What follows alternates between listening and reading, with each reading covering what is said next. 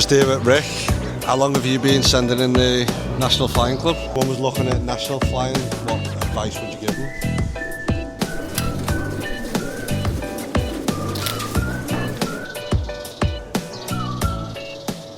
It seems national racing is the way forward, along with one-off racing. Now, I've been interested in national racing for some years now. Obviously, I've had a 7-year break out of Pigeons.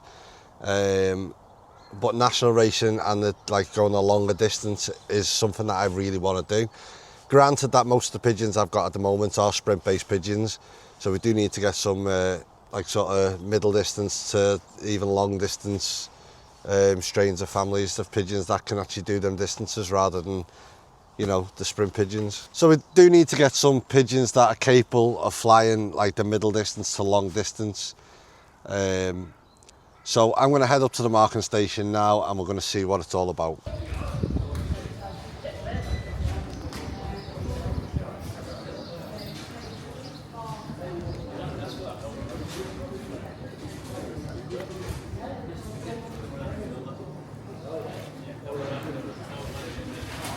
So this is where the pigeons get marked. Try and get a closer look at that in a minute.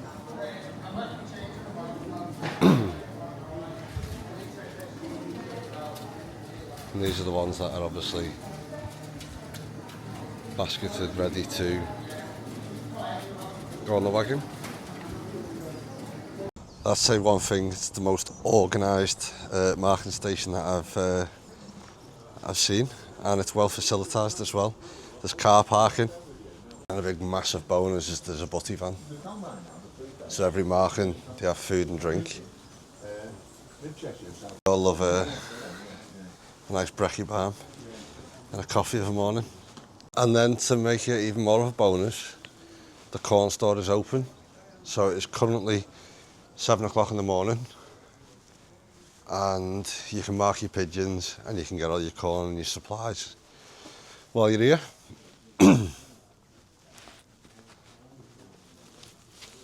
What's this one?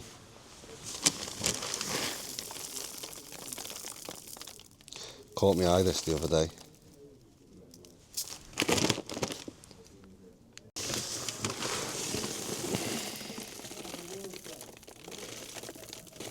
It's a really nice colourful mix, that, isn't it? Plenty of selection. So I've gone for the Van Roby's 37, which was recommended to me by Roger Sutton himself. So I'm going to give the young birds a try on that. There's loads of brands of corn that are still around now from when I packed in 7 years ago, and then there's new stuff on the market as well, so it's just a case of keeping up, isn't it?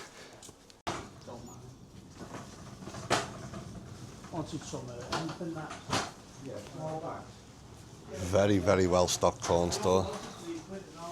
This is called Ashbury Pigeon Supplies, for anyone that doesn't know where it is. It's in Congleton. Roger makes all these boxes as well.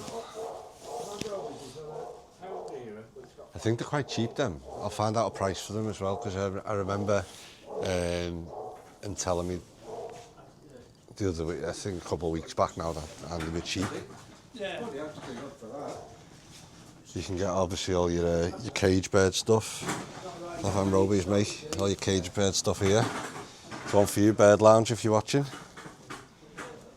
So there's a good selection of cage bird stuff.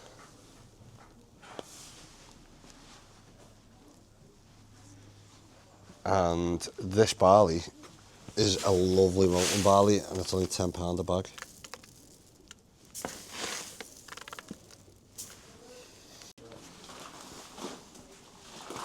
I can't see any Jerry Oxford, mate. Must have one of these.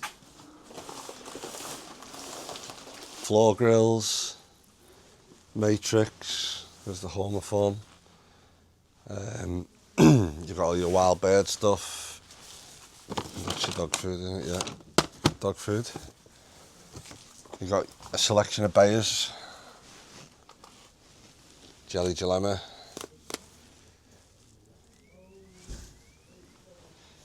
Vanden meal mix. You've got all the Bamfords, your Verslager, your Jerry Plus. I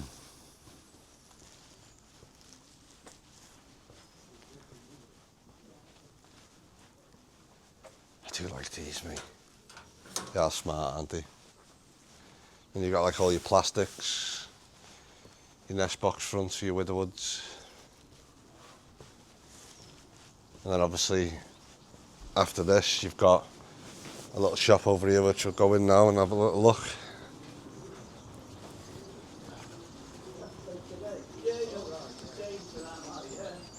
So this is where all your supplements are.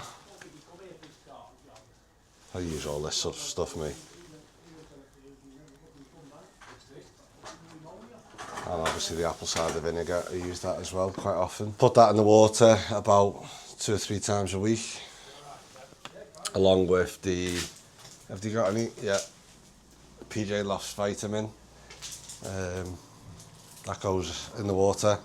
And then they get the gem the packs and the strike mixed together on the corn. I've always found, especially rare and young ones and for young birds, this is amazing. An amazing combination anyway. Let us know in the comments if you use that as well. And yeah, they've got the Tolosan stuff, they've got the Harkers. The shelf's a little bit empty at the minute, maybe because it's had a busy week or maybe because it's the national marking. But normally this is full. You can get all your club supplies here, you can get your clip rings, the Aviform, all your Bamford stuff, and then you can buy your minerals, your drinkers, your grit, I mean small bags of conditioning seed, peanuts, your crib maize, sneaky mix. You don't want to buy big, if you're just getting like the birds ready for a race and you don't want to buy big sacks of it, you can buy 2.5 kilos. You got your loft grills, these are what we've got fitted on my loft.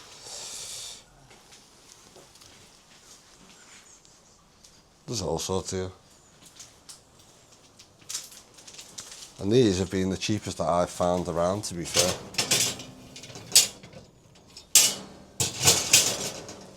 Different sizes, I think them ones are only a tenner.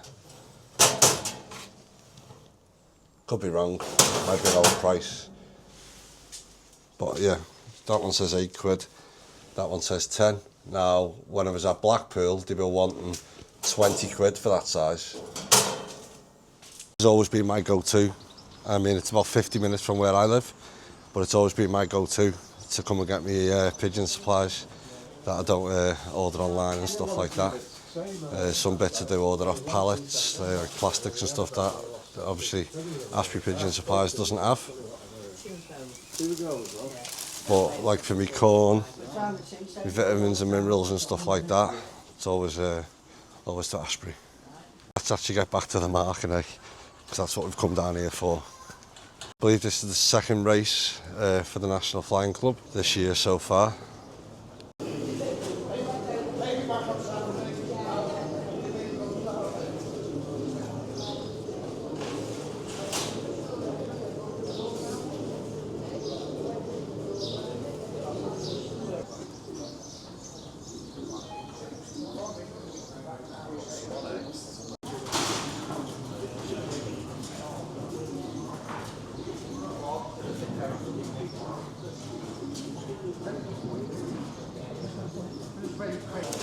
Right, yep.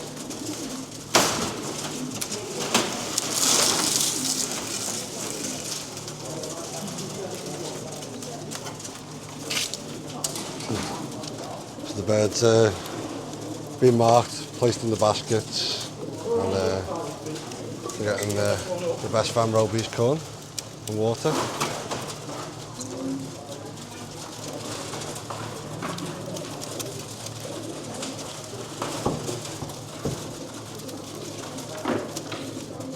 Couldn't really ask for better care. Your pigeons are coming down here and getting marked here. And you've got good quality corn and fresh water put in the baskets.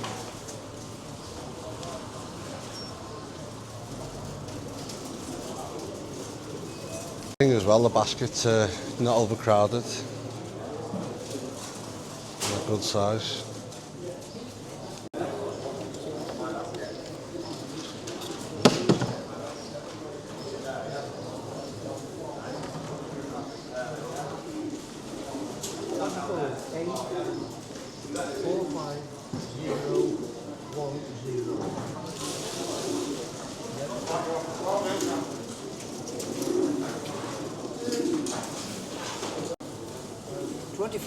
Z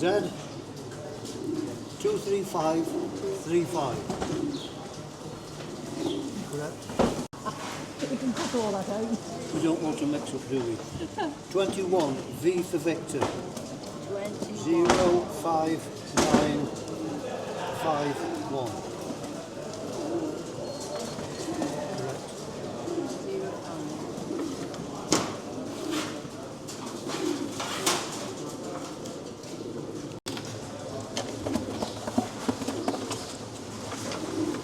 Oh, it's the allotment, man. We haven't done much on that allotment just late.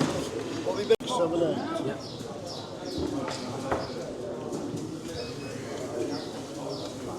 So the pigeon comes to the marking station, the ring number's read out, goes through the clock, and then this go into these baskets, and then they're sealed in the baskets. Several different markers up and down the line, and you've got obviously your Unicon, your Bricon, your other clocks up the top. It's interesting to see how it all works on such a bigger scale and what I'm used to like at a club. It's nice to actually come down and interact with a few people, and a few people that are recognising me, so if you were one of them people, drop me a comment and let me know.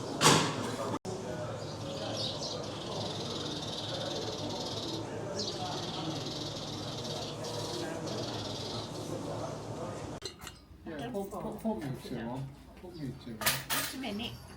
Oh, thank You've been getting samples of the new Sutton fresh chocolate milkshake. Well, I've just sat down to have a oh, that's nice. bacon sausage egg bomb.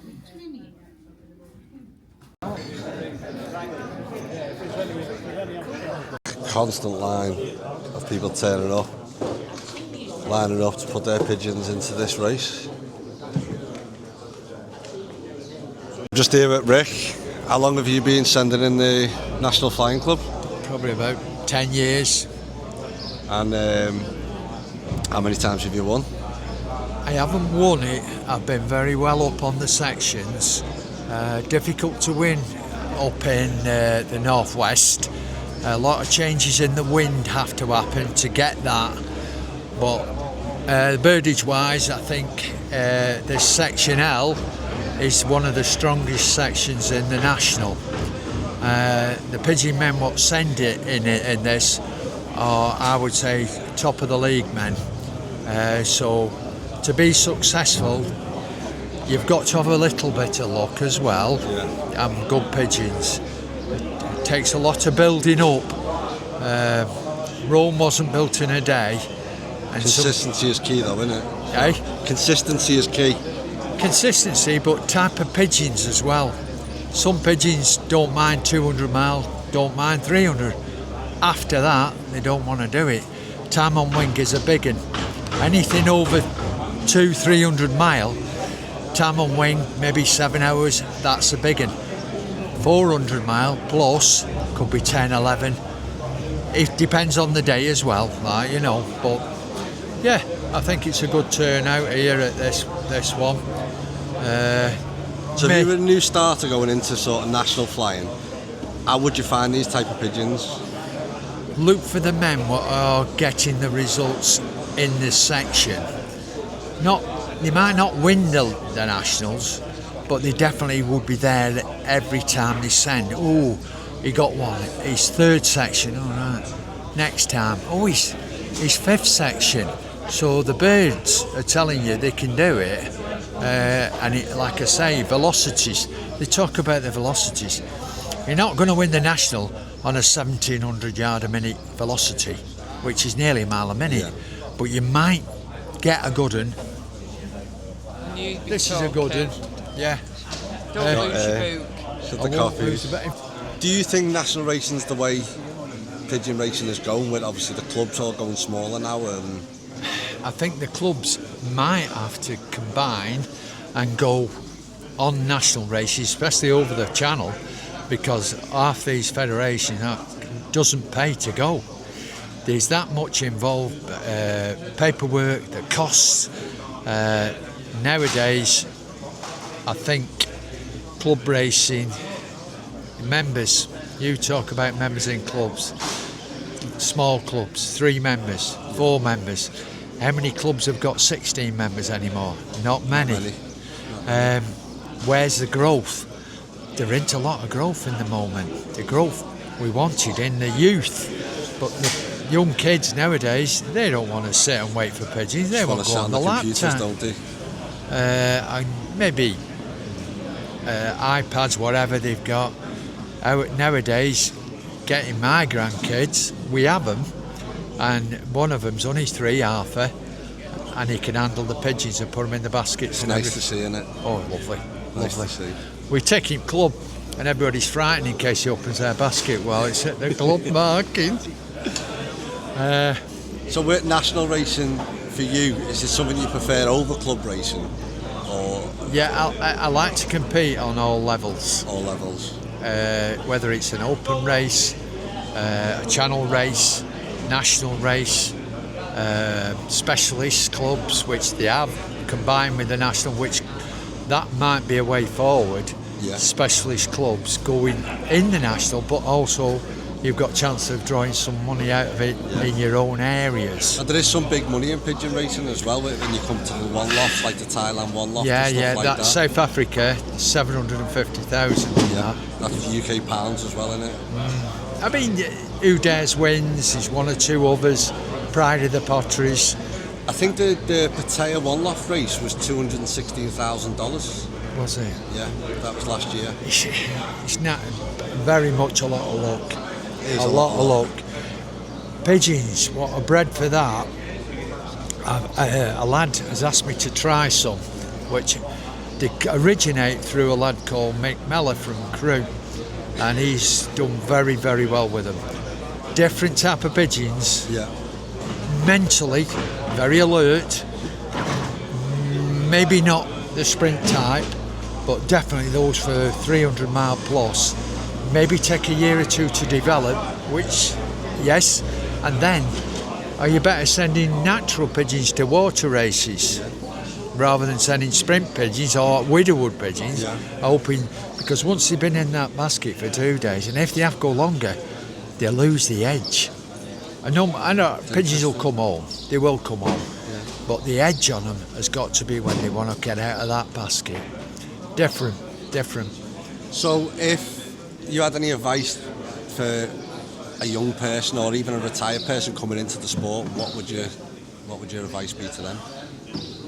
My advice would be you've got to have a lot of patience with pigeons, and some of these pigeons will really mess you about, but when you get 1 or 2, what can come when you're unexpected, the joy, the heartbreak, be fantastic. So basically just persevere, be patient and enjoy the pigeons and don't be too disheartened. No need to spend lots of money on pigeons. It's just getting the right ones off friends, Yeah. not big They studs. do say the best pigeons you get are your gift pigeons. We've just Best been pigeon you talking get about that, haven't are given you. Yeah. we? Right, well thanks Rick, appreciate that. And you can find Rick on Diary of a Pigeon Man on TikTok. So there you have it. Rick's pigeon's due to go in now, so I'm going to go and film Rick's pigeons going through. And wish him the best of luck.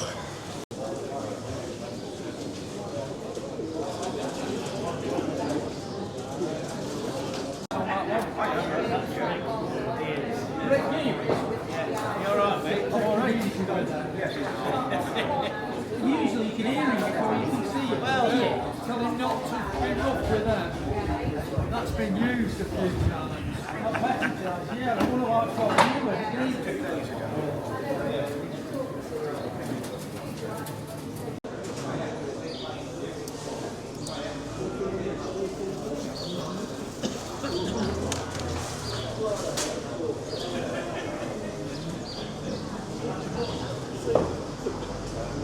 Z 15511.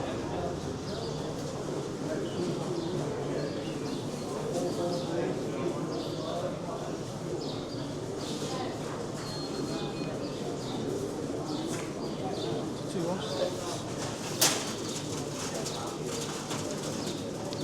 Stop now, Rob.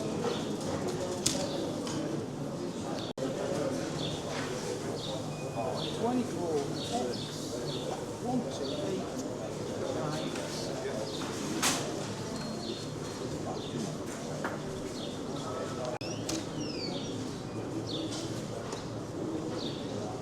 23 V 105 2.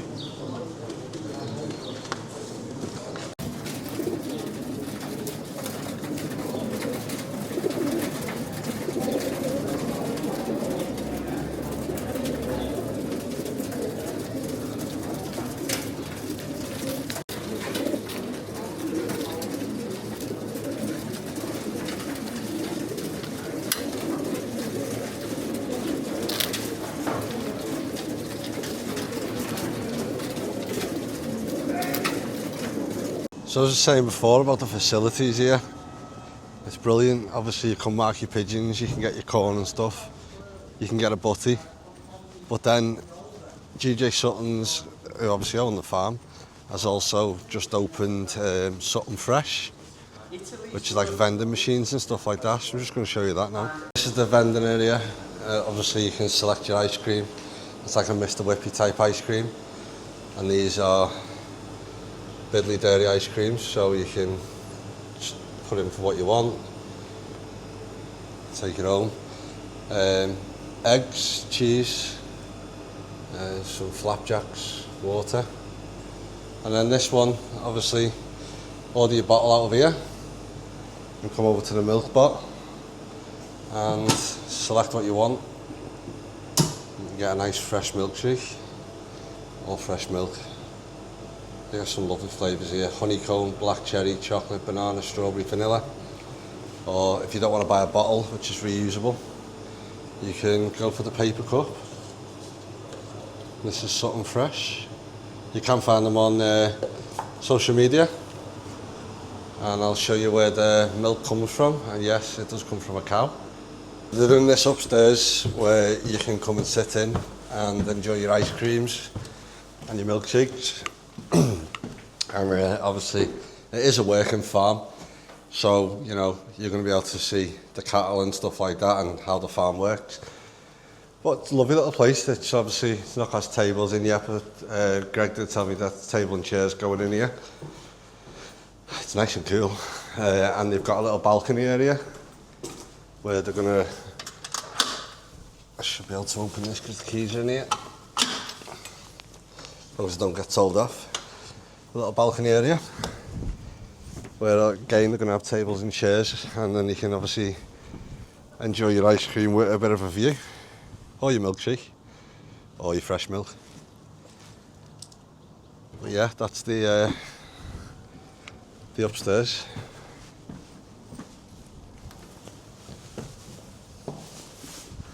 Obviously this is a pigeon video. But I just want to include a little bit about the farm as well. Obviously the facilities that you can use when you come down here, but I'll show you a bit like how fresh the milk is. Come in here and they've got like little necklaces on, and they come in here and this robot automatically milks the cow while the cow's eating. So the cows just pretty much volunteer to walk into here. This robot cleans the others and then milks the cow. And obviously it goes through the pasteurising system. And that milk then ends up in that machine, in that milk bot that you've just seen. Which is amazing really, isn't it? It's that fresh.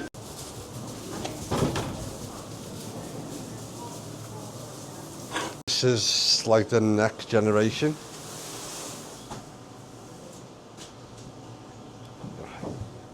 That's all the birds put through. Waiting for the transporter to come and pick them up. So hopefully in a few minutes we'll see the transporter. We'll watch it being loaded. Here with Kevin. You sent a national today? Yes, I've sent, yeah. How many have you sent? I've sent 7 today, yeah. How long have you been a member of the National Flying Club? Must be 20 years now, at least. 20 years. And if someone was looking at national flying, what advice would you give them? Don't mix it with club racing. So don't mix them two together. Yeah. Would you use club racing I for do training? both. That's or? what I do both. That's why I'm not very successful at national racing. I try doing both. Yeah. With a small back garden team. Do you think it takes different type of pigeons? Yeah. Like obviously you've got your different club feeding. level and Yeah. Different feeding. So obviously with me having an allotment and stuff, and I've got pigeons at home, I've got sprint pigeons at home. Yeah. I'm looking at flying distance pigeons at the allotment. Do you think that's manageable because they're at 2 separate locations? Yes. 2 different lofts. Yes. Yeah. Oh yeah. Yeah. 2 different lofts. Yeah. That's good news. Different Isn't it? systems. So obviously, put national racing aside, if young people are coming into the sport, have you got any advice to them? Like, you know, where would they obtain the pigeons from? Would you be buying all these paper pigeons? No, or? definitely not. You'd have to be off somebody local, Yeah. who they know, who's successful.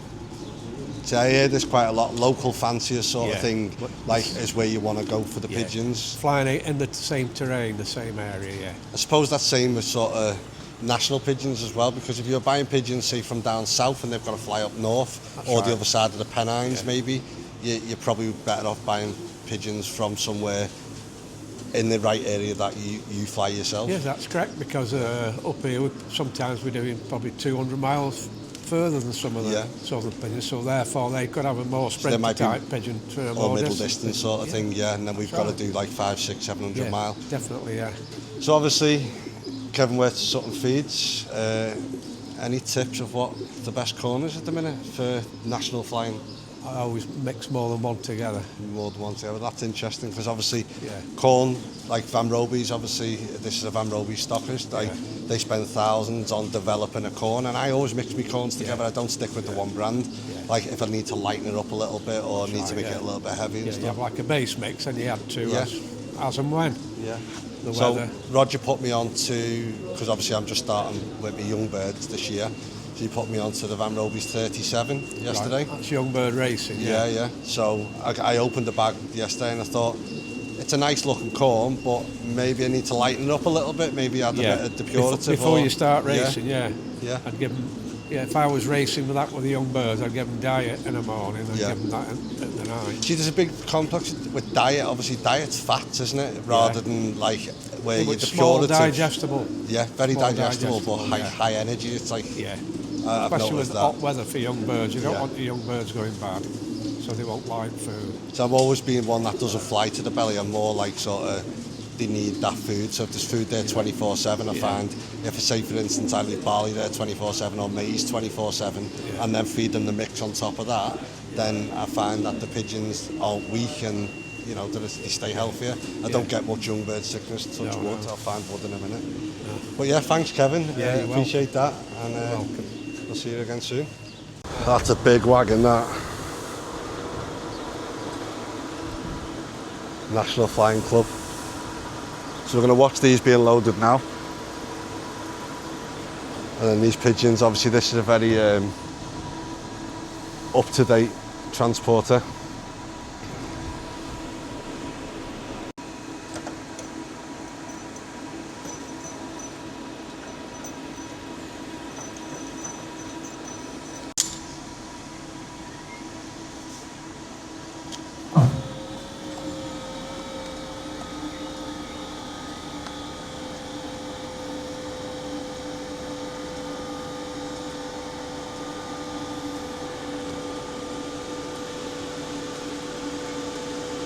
That's handy, isn't it? Keeps the shade away from the sun away from the pigeons. Keeps the sun away from the pigeons. It's all got extraction units in the wagon as well. State of the art this, isn't it?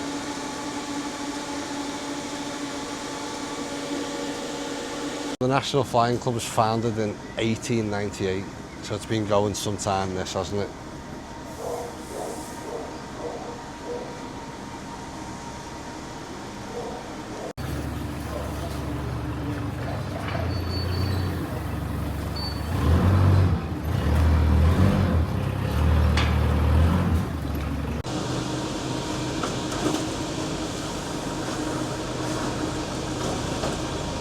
Tell you what, the lads that work here at Sutton's Farms, like when everyone else has gone, all the pigeons have gone through and that, they're still grafting. They're working in this heat, working the backsides off to make sure that these pigeons are loaded on the correct way of the transporter. The hat goes off to them, you know. The marking here, I think they've sent 600 odd pigeons from here, and I think the actual national race is just over 3,000 pigeons, I think Roger said. Obviously you've got the vending side of it and stuff like that, so you could bring your kids down here to, you know, get ice cream and stuff like that while you were sorting your pigeons out. And again, get your corn and that while you're here. Modern day farming's just blow my mind with the robotic milking machines and stuff like that. It's really nice to see. Now obviously I grow food for people in need, so obviously I've been to a couple of like sort of like growing places like them type of farms and that, but I've not been to a dairy farm that's so high tech as this one. And there's probably more high tech stuff out there, but this blow my mind, to be honest. There's 5 more left to go on the wagon now, so the forklift's going to come in, take these, load them on the wagon, and close the wagon up. But yeah, just to even see, obviously, food and water being put on these birds from the minute they're basketed. Yeah. It's nice to see.